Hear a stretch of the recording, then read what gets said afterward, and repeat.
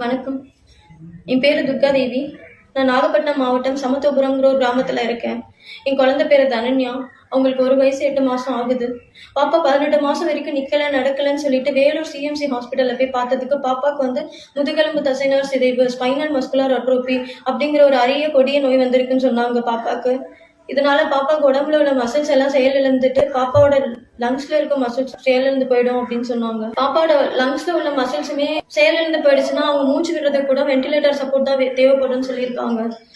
எங்களுக்கு சாதாரண குடும்பத்துல பிறந்துட்டு நாங்க பாப்பாக்கு இந்த காசை எப்படி கலெக்ட் பண்ண போறோம்? எங்க கிட்ட பெருசா எந்த பேக்ரவுண்டுமே இல்லை. ரொம்ப கஷ்டப்பட்டுட்டு இருக்கோம் நாங்களே ஆல்ரெடி. இந்த மாதிரி நோயின்னு சொன்னோன்னே எங்க குழந்தைய காப்பாற்றணும்னு நாங்க நிறைய முயற்சி எடுத்துட்டு இருக்கோம். எல்லா சமூக ஆர்வலர்கள், அரசியல்வாதிகள் எல்லார்கிட்டயுமே நாங்க பார்த்து உதவி கேட்டுட்டு இருக்கோம். பெருசா ரெஸ்பான்ஸ் யாருமே கொடுக்கல. பாப்பாக்கு இது வரைக்குமே 28,91,687 ரூபா தான்